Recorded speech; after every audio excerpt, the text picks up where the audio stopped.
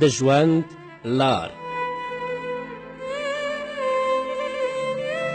ټولو نبیانو کې معلوم نبی سرداره، در ومې غواړم په زړه بیماره، در ومې غواړم زه دې قربان تر شنه روضه شم، در ومې غواړم په زړه بیماره، در ومې غواړم کله به زمانه ارام زړه سي برقراره، در ومې غواړم په زړه بیماره، در ومې غواړم ټولو نبیانو کې معلوم نبي سرداره، در ومې غواړم په زړه بیماره.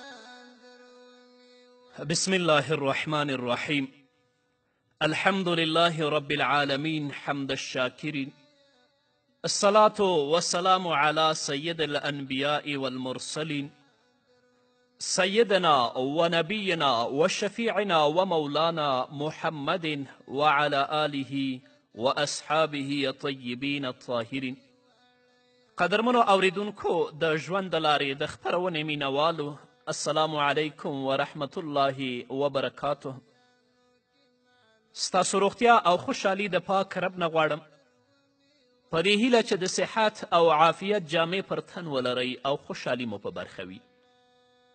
دا دی زه محمد یاسین فهیم د ژوند د لارې د خپرونې په وړاندې کولو کې ستاسو په خدمت کې یم.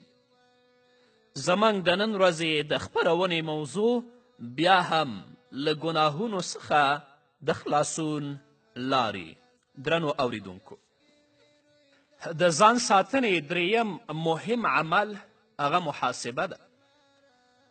الله رب العزت په خپل کلام کې په سورة حشر کې 18 آیت کې فرمایي: یا ایها الذین آمنوا اتقوا الله ولتنظر نفس ما قدمت لغد واتقوا الله ان الله خبیر بما تعملون. ای مؤمنانو، له الله رب العزت څخه وویریږئ او هر نفس دې وګوري چې د سبا ورځ یعنې د قیامت او آخرت لپاره یې له ځان څخه وړاندې څه لیږلي دي، او ځانونه له ګناه څخه وساتئ. یقینا پر هغه څه باندې چې تاسو یې کوئ الله رب العزت ښه خبردار دی. امام ابن قیم رحمه الله په اغاثة اللهفان فی مصائد الشیطان کې لیکي چې دغه آیات د نفس سره د محاسبې کولو په وجوب او په فرضیت باندې دلالت کوي. نو د دې لپاره چې له دې وجیبې څخه غافله نه شو او د آخرت محاسبه را باندې آسانه شي، نو باید چې د محاسبې له مختلفو اړخونو څخه ځانونه خبر کړو. اول د محاسبې اهمیت. کله چې یو مسلمان په دنیا کې د خپل ځان محاسبې ته پاملرنه وکړي، نو د آخرت محاسبه به ورباندې آسانه شي.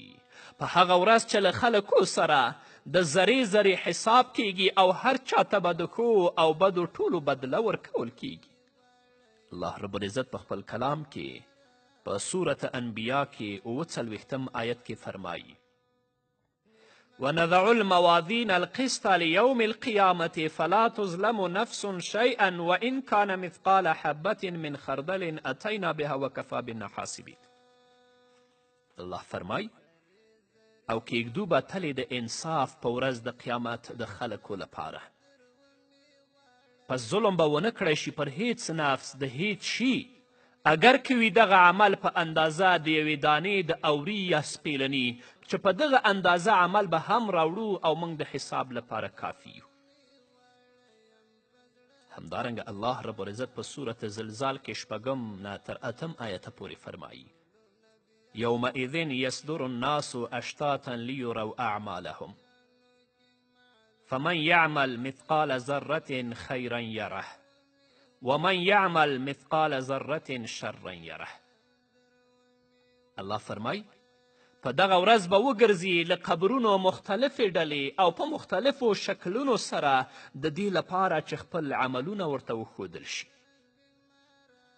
نو پس چا چې د ذرې په اندازه باندې د خیر کار کړی وي بدله به یې وویني او چا چې د ذرې په اندازه باندې بد کار کړی وي سزا به یې وویني. همدارنګه د ترمذي حدیث دی. نبی کریم صلی الله علیه وسلم فرمایي الکیس من دان نفسه وعمل لما بعد الموت والعاجز من اتبع نفسه هواها وتمنى على الله. هغه څوک هوښیار دی چې له خپل ځان سره حساب وک او له مرګ نه وروسته ژوند لپاره عمل برابر که او هغه څوک احمق دی چې خپل ځان یې د خپل هوس پسې روان کړی او پر الله باندې بېځایه یعنې بې له کوم عمله د بښنې آرزوګانې کوي. عمل یې نه دی کړی بس وایي چې الله مې بخي. همدارنګه امام احمد رحمه الله په خپل مسند کې د امیر المؤمنین سیدنا عمر فاروق رضی الله تعالی عنه قول را نقل کړی. هغه فرمایي حاسبو قبل ان تحاسب. مخکې له دې چې له تاسو سره سبا ورځ یعنې په قیامت کې حساب وشي نو دلته په دنیا کې له ځانونو سره حساب وکړئ او مخکې له دې چې عملونه مو وتلل شي تاسو یې دلته وتلئ. فانه اهون علیکم فی الحساب غدا.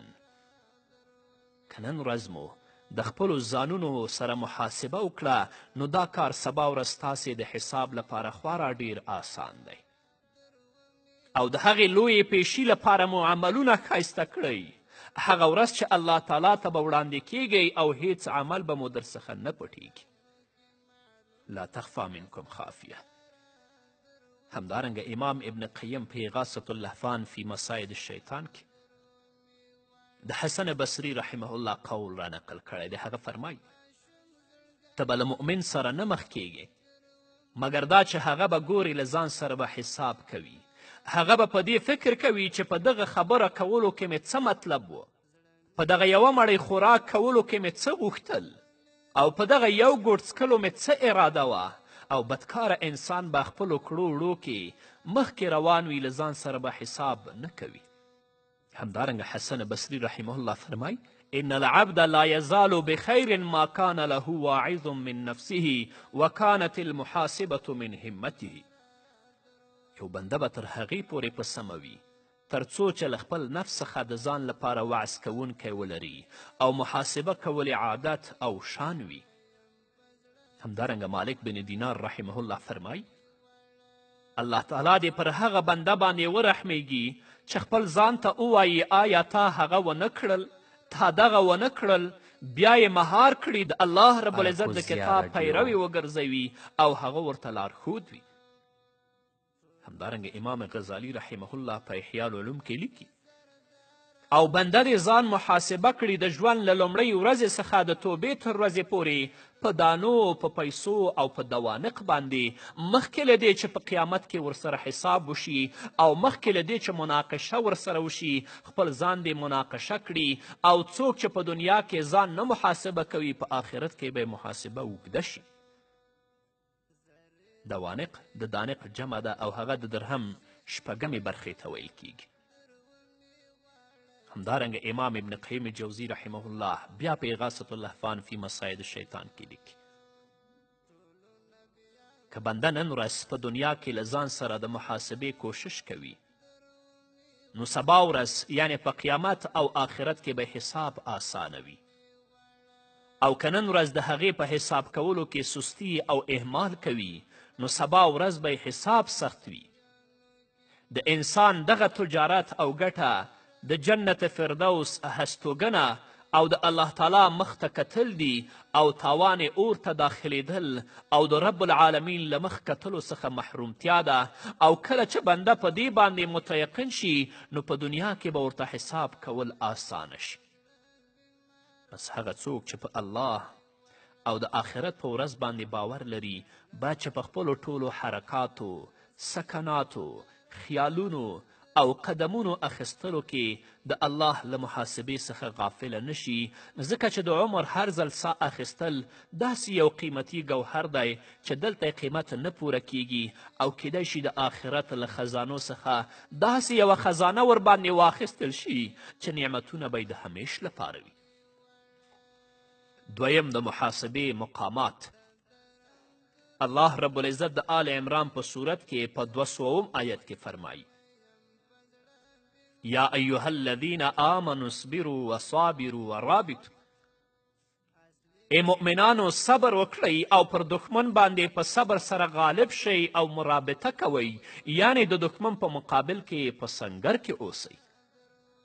امام غزالی رحمه الله په احیاء العلوم کې د دې آیت په رڼا کې د نفس سره د محاسبې 6 مقامات ذکر کړي. اول مشارطه یعنی له ځان سره شرط ایښودل، دویم مراقبه یعنی د ځان څارنه، دریم محاسبه یعنی له ځان سره حساب کول، څلورم معاقبه یعنی ځان ته سزا ورکول، پنځم مجاهده یعنی زیات کوشش کول، شپږم معاتبه یعنی ځان ملامتول. لکه څرنګه چې په سوداګري او تجارت کې د شریکوال او یا خادم یا مزدور سره د محاسبې دغه عملیه ترسره کیږي، نو په همدې توګه باید چې د نفس په محاسبه کې هم تطبیق شي. د مال او د پیسو حساب خو د دنیا ګټه ده، مګر د ځان سره حساب د آخرت معامله ده چې نفس پرې پاکیږي او د آخرت ګټه پې ترلاسه کیږي. الله رب العزت فرمایي قد افلح من زکاها وقد خاب من دساها. خامخا کامیاب شو هغه څوک چې ځان یې پاک او یقینا ناکام شو هغه څوک چې ځان یې د ګناهونو په دوړه کې ښخ کړ. د یو سوداګر حساب له شریکوال او یا مزدور سره په دې طریقه وي چې لومړی پانګه په شرایطو سره ورکوي، بیا د هغې څارنه کوي او بیا ورڅخه حساب اخلي. که څه نقصان یې ورته اړولی وي نو د سزا او ملامتیا چلند ورسره کوي. د نقصان د راګرځولو او جبران کولو کوشش ته چمتو کوي. د دغې عملیې تطبیق د نفس په حساب کې داسې دی چې ستا عقل د پانګه لرونکي او سوداګر حیثیت لري، نفس د شریکوال او یا مزدور او پانګه د بدن په غړو سره عمل او دینی وظایف دي. کله چې نفس ته پانګه ورکوي شرایط به پرېږدي، وظایف به ورسپاري او د کامیابي لارو چارو ته به یې لارښوونه کوي، بیا به د هغه څارنه کوي او یوه لحظه به هم ورڅخه نه غافله کیږي. کله چې هغه له وظایفو او عملونو څخه فارغ شي نو حساب به ورڅخه اخلي. په هغه څه به یې محاسبه کوي چې ورباندې شرط کړي دي او پر هغې باندې د وفاداري غوښتنه به ورڅخه کوي. نو که په دغه پانګه کې د هغه خیانت، تاوان کول او یا تقصیر ثابت شي، د هغې تدارک او راګرځولو هلې ځلې به کوي چې هغه په کوشش، سزا ورکولو او ملامتولو سره کیږي. نو د الله رب العزت نه د ځان لپاره او تاسو لپاره او د نړۍ ټولو مسلمانانو لپاره د نیکو اعمالو د توفیق غوښتونکی یم تر څو الله رب العزت موږ او تاسې ته د نیکې لارې هدایت وکړي. په همدې هیله درنو اوریدونکو نور به م واورو خو د یوې دمې نه وروسته.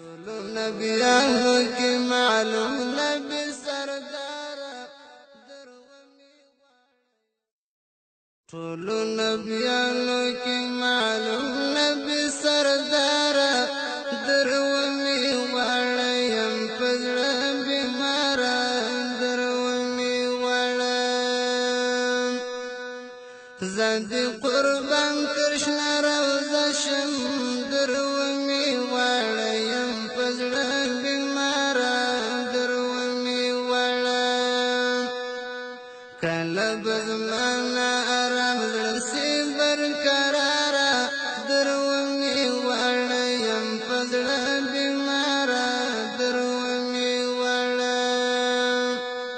ټولو نبیانو کې معلوم نبي سرداره، در ومې وړیم په زړه بیماره.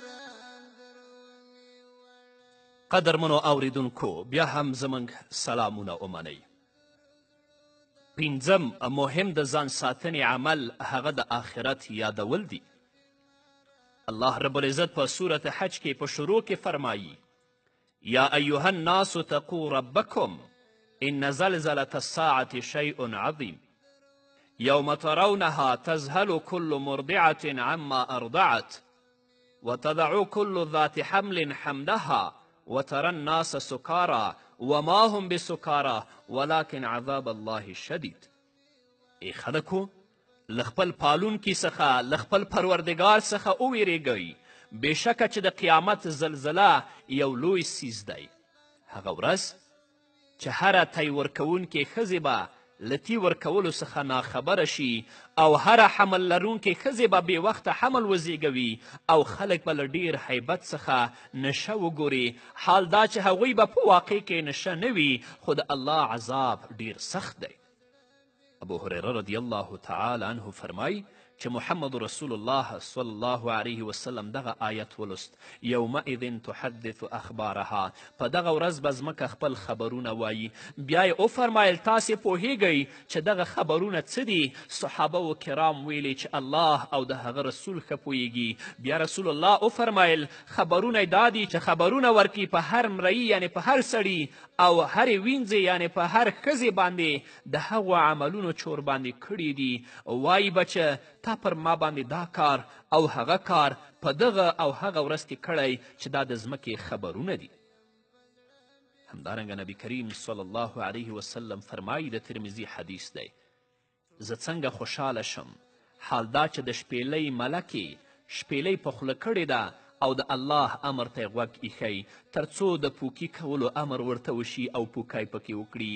گویا چې دغه حالت د رسول الله صلی الله علیه وسلم په صحابو باندې دومره دروند تمام شو، نو هغوی ته یې وفرمایل تاسې ووایئ چې الله موږ ته کافي دی.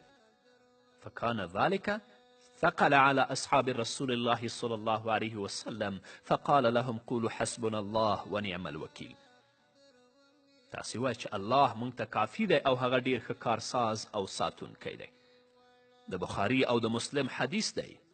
ام المؤمنین عایشې صدیقه رضی الله تعالی عنها فرمایي ما له محمد رسول الله صلی الله علیه وسلم څخه واوریدل چې نبی کریم صلی الله علیه وسلم وفرمایل خلک به د قیامت په ورځ باندې بې پیزاره بربنډ او ناسنت راپورته کیږي او یو ځای به درېږي. نو ما وفرمایل ای د الله رسوله آیا سړي او ښځې چې ټول یو ځای وي نو یو بل ته به کتلی شي یو بل ته به نه ګوري؟ محمد رسول الله وفرمایل ای عایشې دغه حالت له دې څخه سخت دی چې هغوی دغسې فکر وکړي تر څو یو بل ته وګوري. همدارنګه رسول الله صلی الله علیه وسلم فرمایي خلک به د رب العالمین په وړاندې ولاړ وي تر دې چې ځینې له دوی به تر نیمایي غوږونو پورې په خولو کې ډوب وي. الله رب العزت دې زموږ په حال باندې رحم وکړي تر څو آخرت یاد کړو او په دې باندې رب العزت موږ له ګناهونو نه وساتي. همدارنګه الله په سورة جمعه کې فرمایي قل إن الموت الذي تفرون منه فإنه ملاقيكم ثم تردون إلى عالم الغيب والشهادة فينبئكم بما كنتم تعملون. ورته ووایه ای پیغمبره هغه مرګ چې تاسې ورڅخه تیښته کوئ خامخا له تاسې سره مخ کیدونکی دی، بیا به له هغې وروسته په پټو او ښکارو باندې پوه ذات ته ورشئ، پس هغه به مو پر هغو عملونو پوه کړي چې تاسې په دنیا کې کول. نو د مرګ لپاره تیاری کول هم هغه څه دی چې زموږ د عملونو ساتنه کوي او موږ د ګناهونو نه ساتي. امام غزالی رحمه الله فرمایي د مرګ په وړاندې خلک په دوه ډوله دي، یو هغه خلک چې مرګ نه خوښوي او بل هغه خلک چې مرګ خوښوي. مرګ نه خوښوونکي خلک د دنیا په محبت کې غرق وي او د الله تعالی سره ملاقات او مخ کېدل نه خوښوي چې الله رب العزت هم د داسې خلکو سره ملاقات نه خوښوي، لکه څرنګه چې نبی کریم صلی الله علیه وسلم فرمایي من کره لقاء الله کره الله لقاءه. څوک چې د الله تعالی سره ملاقات بد ګڼي نو الله رب العزت هم ملاقات بد ګڼي. او د مرګ خوښوونکي خلک هم په دوه ډوله دي، هغه خلک چې مرګ د دې لپاره ډیر یادوي تر څو د زړه ویره او خشیت زیات شي او د توبې ویستلې پوره شي. بل عارفین خلک دي، هغوی تل مرګ د دې لپاره یادوي چې د هغې له مخې له خپل حبیب سره ملاقات وکړي، لکه څنګه چې په یو روایت کې راغلي کله چې حذیفه رضی الله تعالی عنه ته مرګ حاضر شه نو حذیفه رضی الله تعالی عنه وفرمایل داسې محبوب دوست چې له حاجت سره راغی نو هغه څوک کامیاب نه دی چې په راتګ یې پښیمانه وي. ای الله ته په دې پوهیږې چې ما ته فقیري له موړوالي څخه او مریضي له صحت څخه او مرګ له ژوند څخه غوره دی، نو پر ما باندې مرګ آسانه کړې تر څو له تا سره ملاقات وکړم. د مرګ په یادولو کې ثواب او غورواله دی او په یاد سره یې خلکو ته فایده رسیږي ځکه چې د هغې په یاد سره نعمتونه ترخې کیږي او خوندونه بېمزې کیږي محمد رسول الله صلی الله علیه وسلم فرمایي تاسې د خوندونو لمنځه وړونکی زیات یادوئ معنا دا چې د مرګ په یادولو سره خوندونه ترخه او بېمزې وګرځوئ او حسن بصري رحمه الله فرمایي مرګ د ټولې دنیا خلک له سختي سره مخ کړي دي چې د عقل خاوند ته هیڅ د خوشحالي ځای نه دی پریښی. همدارنګه ابن عمر رضی الله تعالی عنه فرمای زه نبی کریم صلی الله علیه وسلم ته په داسې حال کې راغلم چې د مجلس خلکو لسم نفر شوم یعنی 9 کسه ناست و زه لسم شوم نو له انصارو څخه یو سړي ویل د الله رسوله په خلکو کې ډیر هوښیار او زیات عزتمند څوک دی؟ رسول الله وفرمیل او مرګ لره زیات تیاری کوونکی چې همدغسې خلک هوښیاران دي د دنیا او آخرت شرافت او عزت یې ترلاسه کړی دی. نو سته سوچ وکړه هغه څوک چې ستا هم عصر و او له تا څخه مخکې ولاړل د هغوی مرګ او خارو ته تلل را یاد کړه د هغوی شکلونه منصبونه او حالات په یاد کړه او بیا ښه غور وکړه چې اوس یې څرنګه هغه ښه شکلونه له منځه یوړل شول. ته نه ګورې چې په قبرونو کې د هغوی بدن څنګه ټوټې ټوټې شو ښځې کونډې اولادونه یتیمان او مالونه پاتې او ضایع شو د هغوی له ناستې مسجدونه او مجلسونه خالی شو او نوم او نښان یې ورک شو.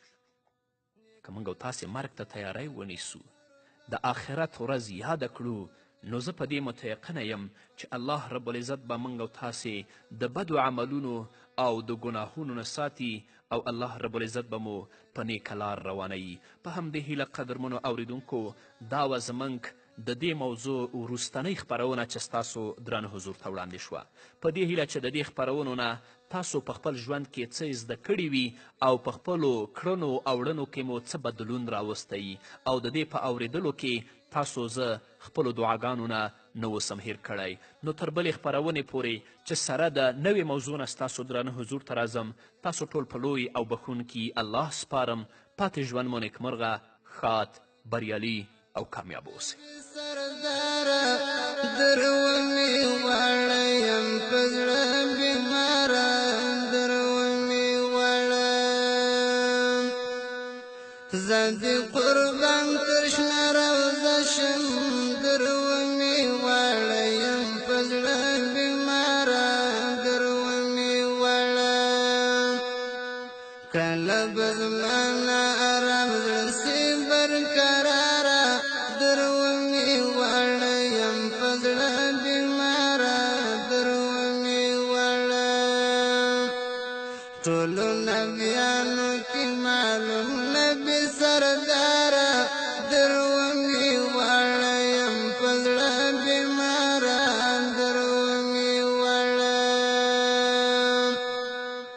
ته درم زړو دوایا درونی وړیم په زړه بیماره درونی وړم اصلي طبیب یې ښه علاج کړې په تلواره درونی وړیم په زړه بیماره درونی وړم ټولو نبیانو کې معلوم نبي سرداره درونی وړیم په زړه بیماره درونی وړم چې چاته ستا قدر معلوم وي درونی وړیم په زړه بیماره درونی وړم هغه ملنګ دستا په عشق کې وي